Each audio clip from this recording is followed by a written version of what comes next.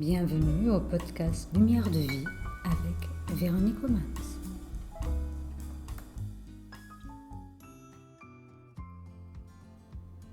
Le quatrième travail d'Hercule, la capture de la biche de Cyrénée.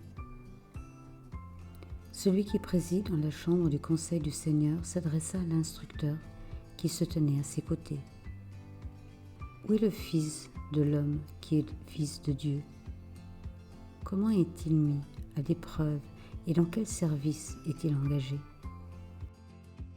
Jetant un regard sur le Fils de l'homme qui est Fils de Dieu, l'instructeur répondit « Rien pour le moment, au grand président.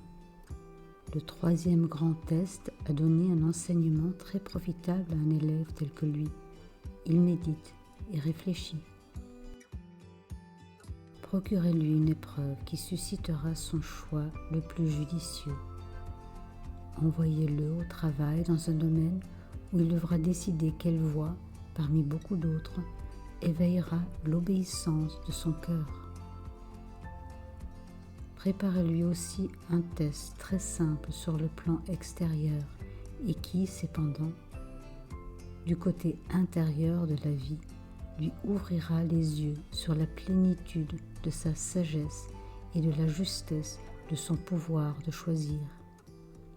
Qu'il passe au quatrième test. Devant la quatrième grande porte se tenait Hercule, fils d'homme et cependant fils de Dieu. Le silence était profond. Hercule ne disait rien et ne faisait aucun bruit. Au-delà de la porte s'étendait un beau paysage et à l'horizon s'élevait le temple du Seigneur, le sanctuaire du Dieu solaire aux créneaux étincelants. Sur une colline toute proche, une petite biche. Hercule, fils d'homme et cependant fils de Dieu, regardait et écoutait.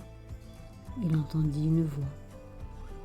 Cette voix venait du cercle brillant de la lune, demeure d'Artémis la blonde, qui adressait des paroles d'avertissement au Fils de l'homme. La biche est mienne. Aussi ne la touche pas.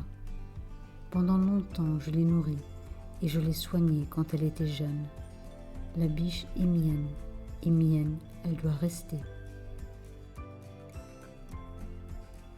Alors surgit Diane, la chasseresse des cieux, fille du soleil.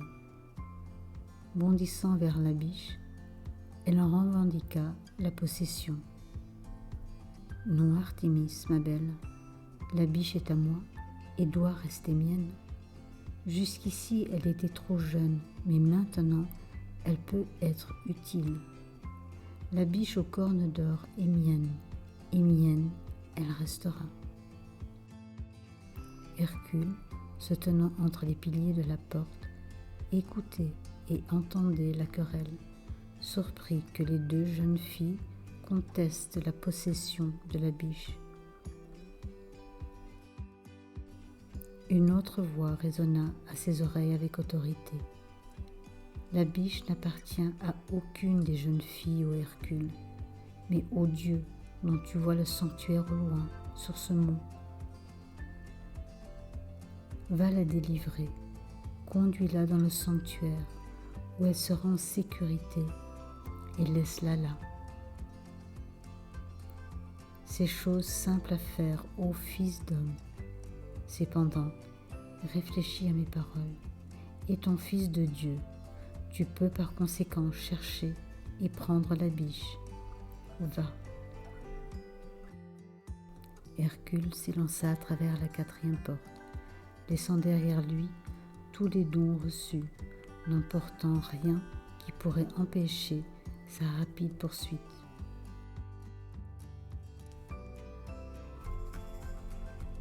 De loin, les jeunes filles l'observaient.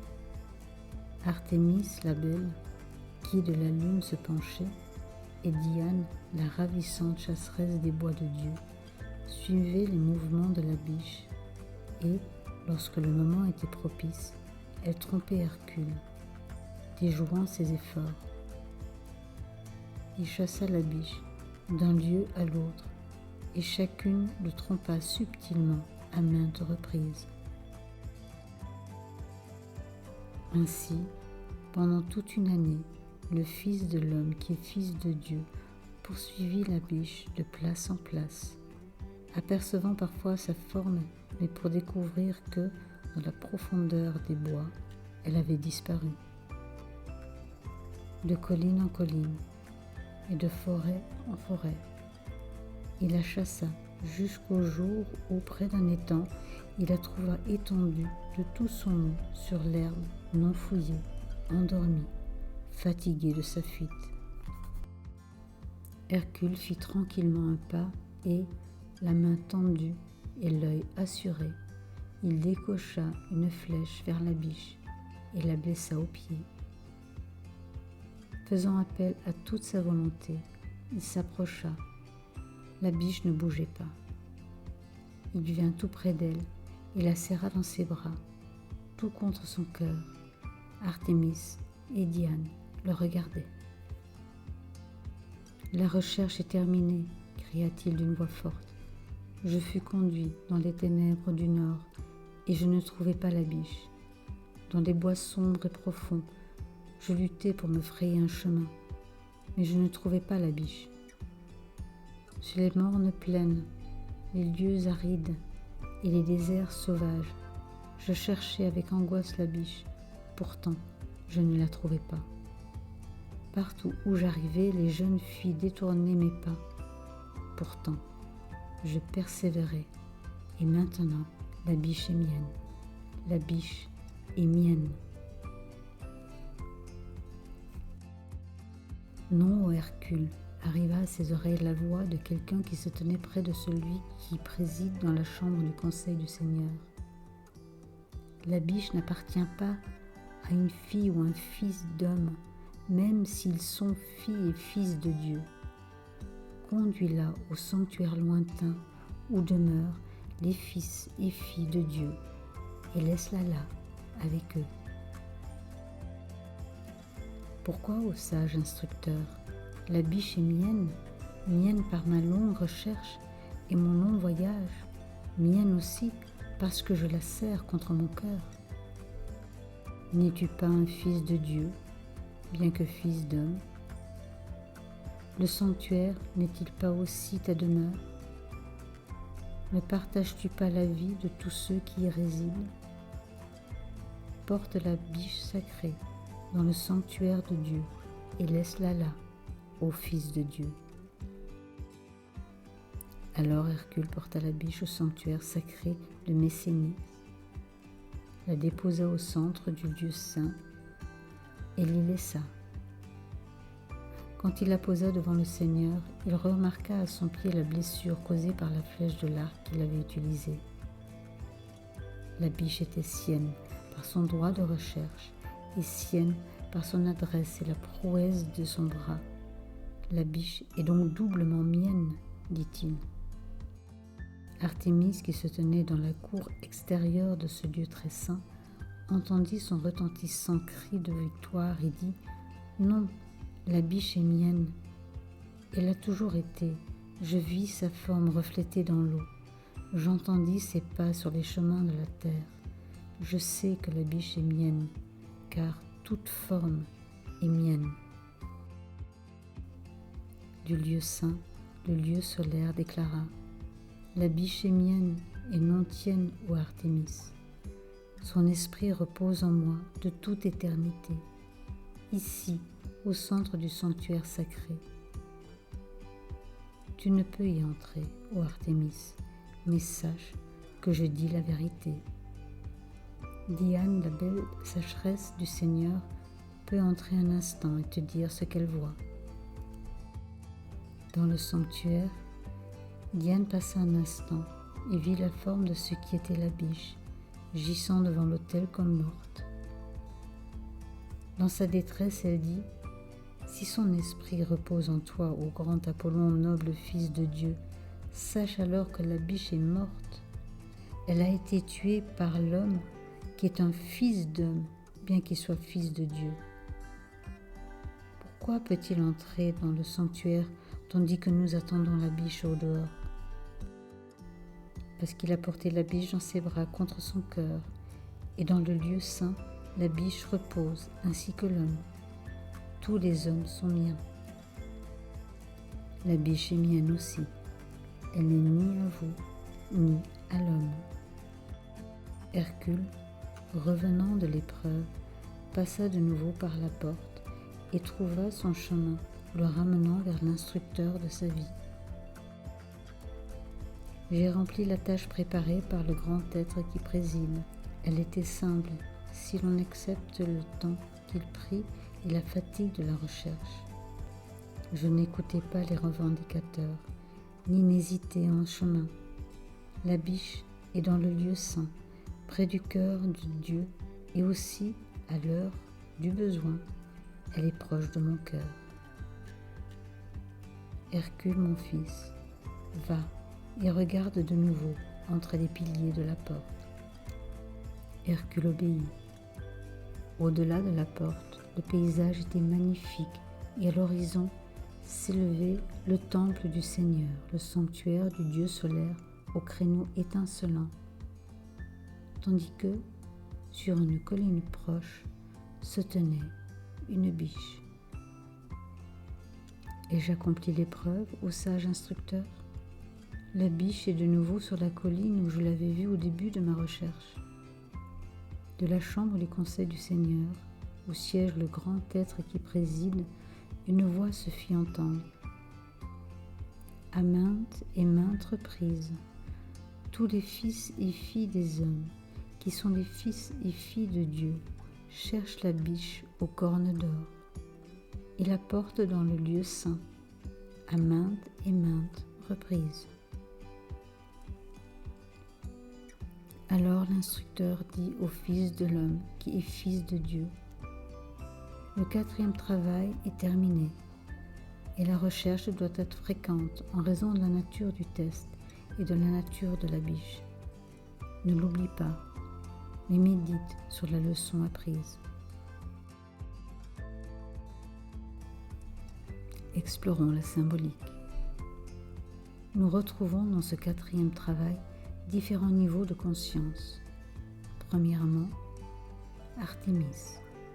Artémis ne voit que la forme de la biche et y est attaché, car le monde de la forme est pris pour la seule réalité. Le monde de la forme représenté par l'instinct physique, l'émotionnel. Artémis représente ce qu'on appelle la Maya, qui est le mirage du point de vue de la forme, qui est l'attachement aux formes. Par exemple, le mirage de la force physique, le mirage d'être très occupé, le mirage de l'attachement aux formes et aux personnes, le mirage du corps physique, de la magie sexuelle,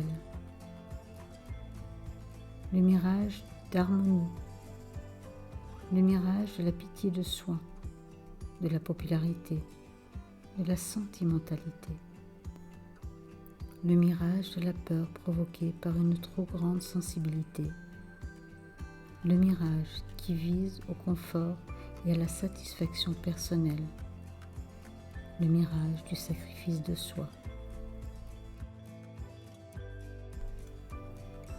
Ensuite, il y a Diane, qui ne voit que la forme de la biche, y est attachée, mais d'une manière différente. Elle représente l'intellect ou le mental inférieur qui élargit le champ d'investigation et différencie l'humanité du monde animal. Et là, si le mental s'illumine, il permet de contacter l'âme. Diane représente les mirages, les illusions issues du système de croyance. Par exemple, le mirage de la sagesse personnelle, le mirage de la compréhension trop complète qui empêche la juste action, le mirage de l'importance de soi du point de vue de la connaissance et de l'efficacité, le mirage de la perception psychique au lieu de l'intuition, le mirage de l'intellect, de la connaissance et de la définition, le mirage de l'assurance basé sur un point de vue étroit, le mirage des sauveurs et des instructeurs du monde, le mirage de la vision étroite, le mirage du mystère et du secret, le mirage de la responsabilité égoïste, des bonnes intentions fondamentalement égoïstes. En dernier, nous avons Apollon qui reconnaît la biche comme un véhicule d'expression dans le monde des formes. Il représente l'intuition, le pouvoir mental supérieur de l'initié qui ouvre la vision à un monde nouveau.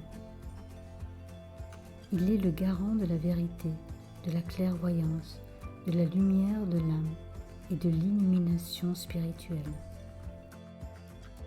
Dans ce travail, Hercule, celui qui sait qu'il est humain et âme, commence à reconnaître et à distinguer les voies de l'instinct, du mental inférieur et de l'intuition et du mental supérieur.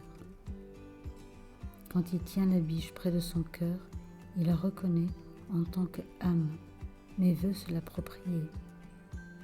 En l'amenant au sanctuaire d'Apollon, il comprend que l'âme individuelle fait également partie de l'âme une. Donc, le sanctuaire symbolise la demeure de l'âme une.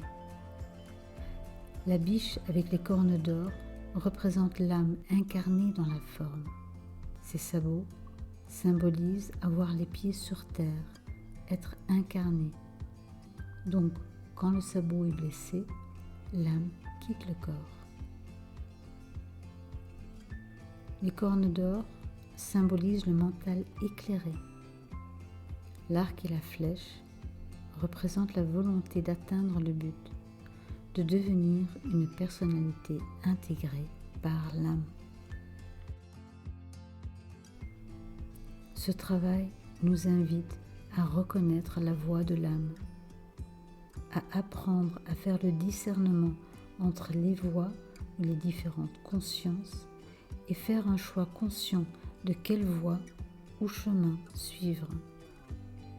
Le choix supérieur, c'est de suivre le but, demande de la volonté et de la discipline.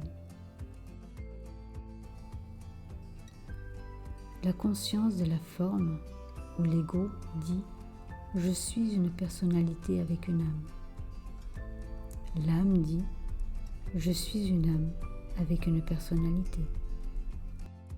L'évolution de la personnalité individuelle ou personnelle vers une personnalité intégrée ou impersonnelle, ce qui veut dire qu'elle maîtrise les réactions physiques, émotionnelles et mentales de l'ego, passe par un changement progressif de la conscience.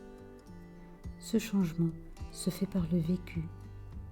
Nous apprenons à nous décentrer du soi personnel vers le soi impersonnel, grâce aux expériences de vie. Les épreuves nous montrent où nous sommes sur le chemin, plus précisément dans quelle conscience nous sommes polarisés dans cet instant de notre vie.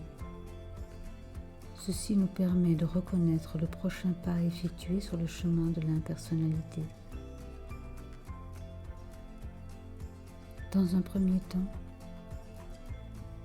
on apprend à se détacher des choses matérielles, des habitudes, des certitudes et à se remettre en question, à se libérer des lourdeurs, des freins, des scléroses, des paralysies dues à l'identification aux formes, à devenir conscient de soi et à se dégager de la masse, à devenir un individu, à transmuter l'instinct en intellect, en observation, en discernement et à apprendre l'importance de la psychologie ésotérique ou la psychologie de l'âme afin d'apprendre à se connaître.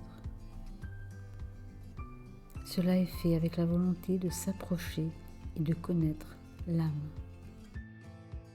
Ensuite, on travaille activement sur la libération des mayas, des mirages et des illusions. Aussi, on apprend à prendre soin de soi physiquement et émotionnellement, afin d'offrir un véhicule sain à ce qui est plus grand que soi. En d'autres mots, c'est la purification de soi. On apprend à acquérir une tendresse englobant le monde entier et à s'ouvrir aux nouvelles idées. Cela est fait avec la volonté de devenir l'âme. Le 4e travail nous propose le mantra suivant. Je bâtis une maison illuminée et je l'habite. En d'autres mots, je purifie ma forme, mon être, et en devenant l'âme, j'y demeure.